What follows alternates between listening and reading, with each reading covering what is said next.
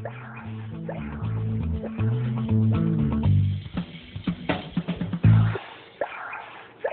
the next chapter, we will talk about sub and supravalvular LVOT obstruction.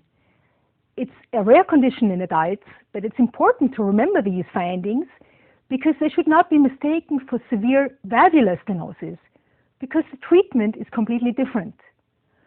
Subvalvular aortic stenosis or membranous aortic stenosis is a congenital malformation. It is the second most common left ventricular outflow obstruction. The membranous form can present in variable morphology and degrees. The membrane itself can be quite thick or just very thin, or it can be just a fibromuscular ridge. Sometimes the stenosis can even be tunnel-like, with a longer segment affected.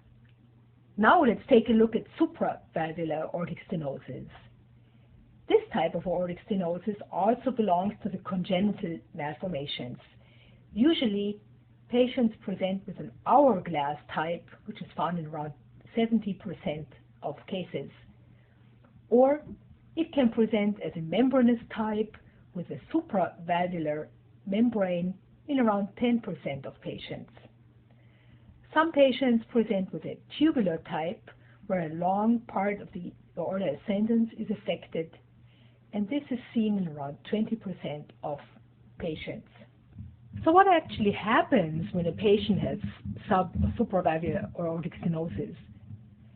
The membrane causes outflow tract obstruction, and the left ventricle reacts with hypertrophy due to the increased afterload. Frequently, there is also associated aortic regurgitation and turbulences in the LVOT. Let's have a look at this patient with subvalvular aortic stenosis. Here on the left side in the peristernal long axis view, you can clearly see this thick membrane just below the aortic valve. Let's take a closer look. Here on the right side in the zoom function, you can see this thick membrane here in the left ventricular outflow tract causing obstruction, and note also the left ventricular hypertrophy, which has already developed in the left ventricle due to the increased afterload. Here again on the left side in the peristernal long axis view, you can see the color aliasing caused by the turbulences of the membrane and the stenosis. And on the right side in Doppler, we can appreciate the fixed gradient caused by the membranous stenosis. Here we have an example of a patient with subvalvular aortic stenosis who also has accompanying aortic regurgitation. Here on the right side, you can appreciate this almost circular membrane in the LVOT.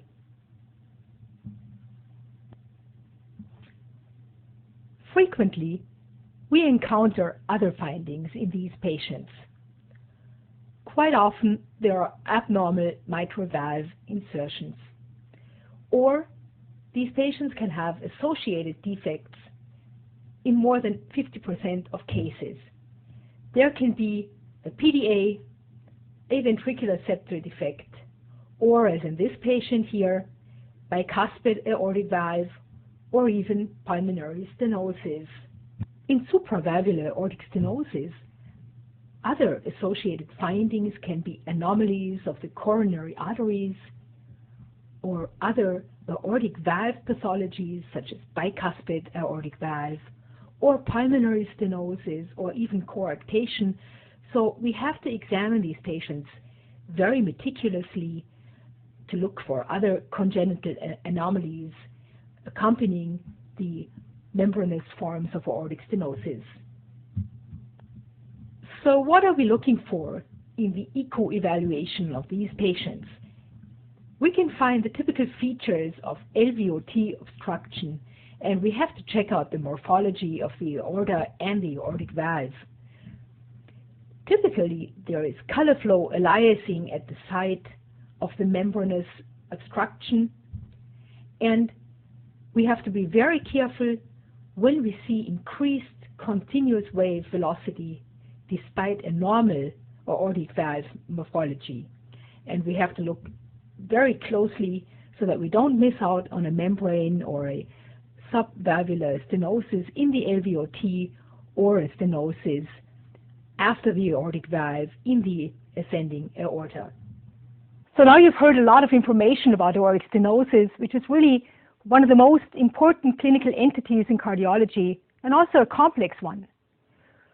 In the next chapter, we will summarize the findings of aortic stenosis, and you can always go back to the ECHO Atlas if you want to look at more cases.